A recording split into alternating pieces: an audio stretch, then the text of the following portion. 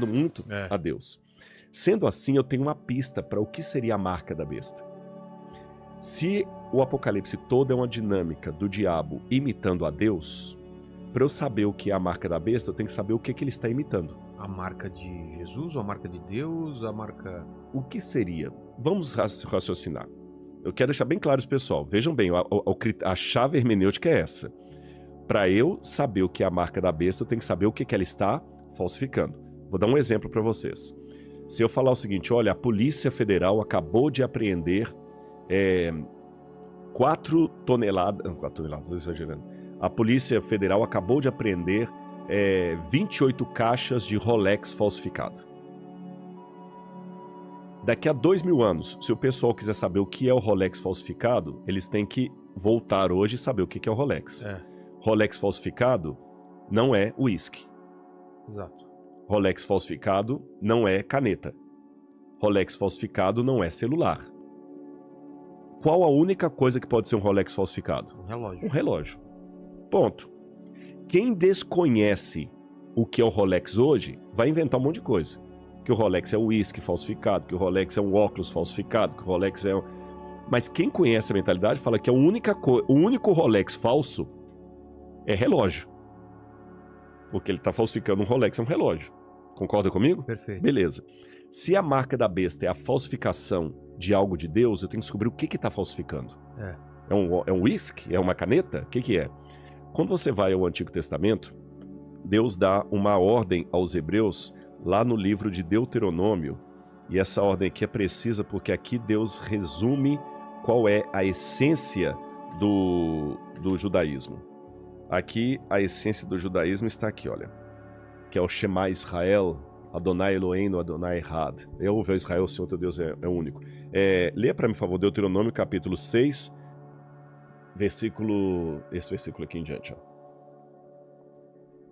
Escute Israel, é esse? O Shema Israel, escuta Israel. Escute Israel, o Senhor, nosso Deus, é o único Senhor. Portanto, ame o Senhor, seu Deus, de todo o seu coração, de toda a sua alma e com toda a sua força. Essas palavras que hoje lhe ordeno estarão no seu coração. Você as inculcará. Inculcarás é colocar na cabeça de ensinará. Tá. Eu tô inculcado com isso, eu tô pensando nisso. Você as inculcará a seus filhos e delas falará quando estiver sentado em sua casa, andando pelo caminho, ao deitar-se e ao levantar-se. Também deve amarrá-las como sinal na sua mão. Isso. E que mais? Continua. E elas lhe serão por frontal entre os olhos. Frontal entre os olhos é onde? Na testa. Na testa. E você as escreverá nos umbrais das suas da portas. sua casa e das suas portas. Olha que interessante. Quando você foi a Jerusalém, você viu alguns judeus com uma caixinha preta aqui e amarrada aqui, eu não entendi. né? Aquilo ali é o tefilim.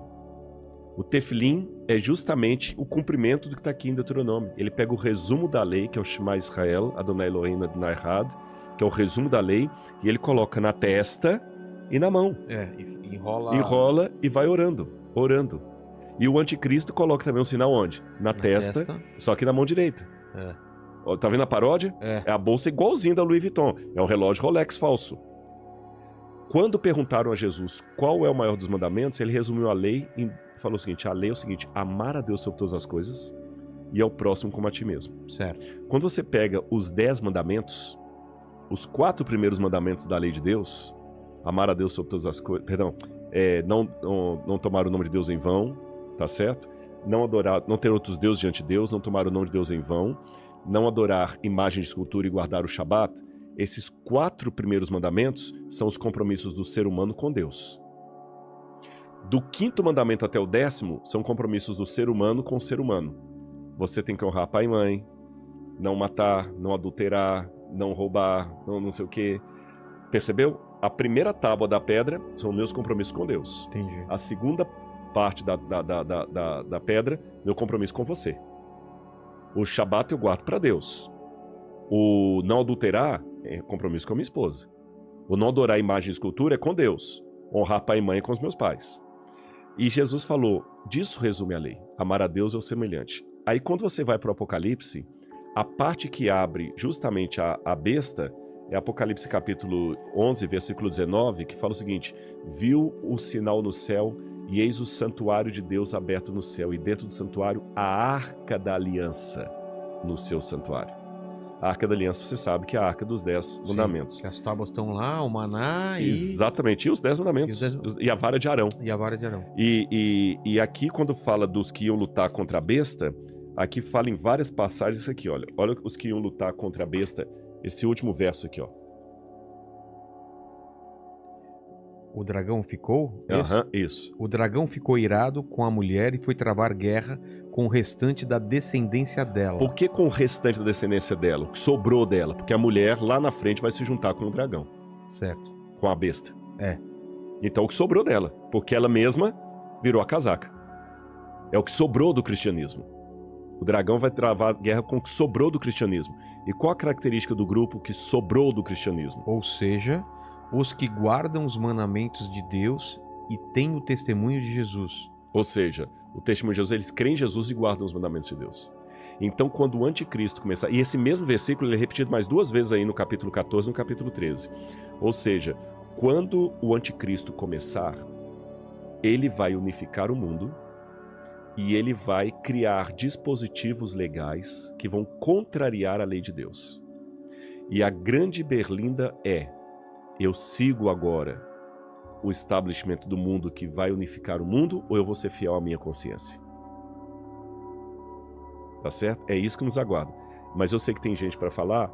Se você quiser puxar alguém, depois eu Só jogo. termina aqui. Ele termina no 18 assim: e o dragão se pôs em pé sobre a areia do mar. Aí quem vai surgir do mar? A besta do Apocalipse.